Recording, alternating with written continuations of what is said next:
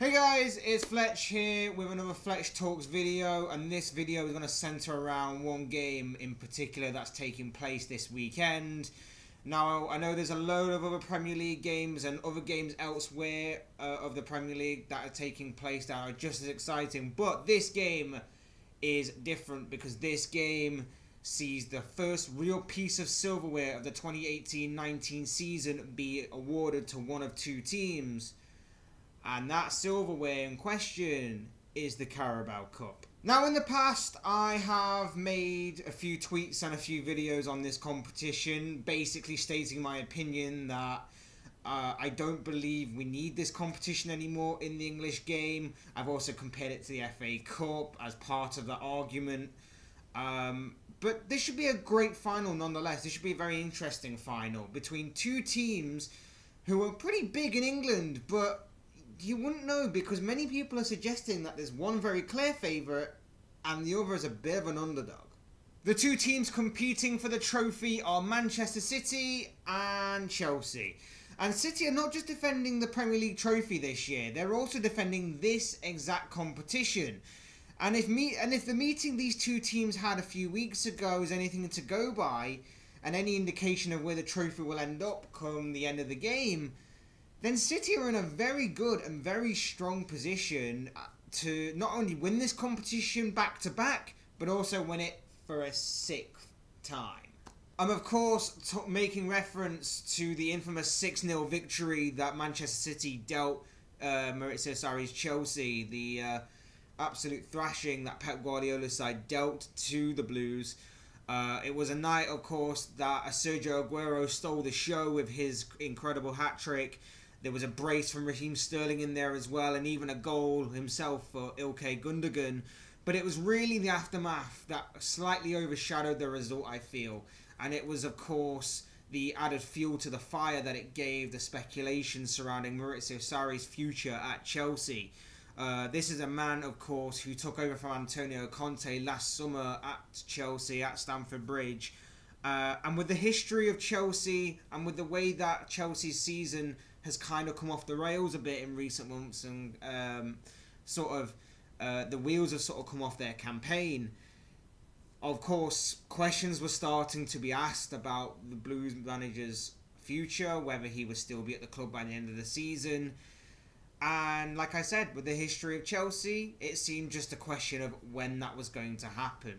For Pep Guardiola, though, this competition will certainly not be high on his list of priorities this season in comparison to other trophies, of course, but this cup could still be a part of Manchester City history, as his City side are positioning themselves for a historic quadruple. They're still favourites to go on to retain their Premier League title. They're still competing in the FA Cup, getting through to the quarter-final this past week in that competition. And in the Champions League, they take a healthy 3-2 lead back to the Etihad with them, with, of course, 3 away goals. So if they wanted that piece of history, this Sunday is basically stage 1 of a 4-stage plan to get it. Now, let's get into team news that we can predict for this Sunday. The Chelsea team, assuming that nothing crazy happens, should be fairly predictable, I feel. The only exception may be that goalkeeper Kepa, he may miss out due to an injury, and if he doesn't make it, that of course leaves the door wide open for Willy Caballero to step up in his place. Now, if you recall, Willy Caballero was actually a former winner of this with Manchester City. He made heroics a few years ago in the Carabao Cup final. I think it was still the Carabao Cup final back then. I'm not too sure. It might have just been called the EFL Cup. But it's still the same cup anyway. I'm rambling now anyway, but I digress. The heroics of Willy Caballero a few years ago when Manchester City beat Liverpool in a game that went straight through to penalties, should I say. Caballero was the hero on that night. He helped City win the trophy back then. Further up the field, the back four, there should be no real surprises. Azpilicueta obviously at right back. Rudiger and David Luiz should also be starting at centre back. The only change that you might see is possibly Emerson for Marcos Alonso. That's the only change I can really see happening. Emerson has been used in cup competitions this year ahead of Alonso. Plus, given Alonso's recent performances, maybe a big game like this may call for Emerson. I know it may be a bit controversial, but maybe Sarri needs to roll the dice here. Moving on to Chelsea's midfield, Jorginho and N'Golo Kante are pretty much guaranteed to start, whilst it's a toss-up between Ross Barkley and Kovacic, isn't it? Let's face it. But you can pretty much guarantee that whichever one starts on the bench will definitely be coming on as a sub for the other anyway. Bit predictable like that. So that's not too much of a concern. And if you move up to the forward line, Gonzalo Higuain will probably lead the attack. Eden Hazard on his left. And on the right, again, it's another toss-up. Will it be Willian? Will it be Pedro? I think Sarri will probably go for the Brazilian over the Spaniard.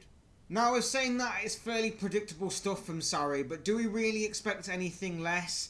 The only surprise that he may be thinking about is possibly the inclusion of Callum Hudson-Odoi on the right instead of a Willian or a Pedro.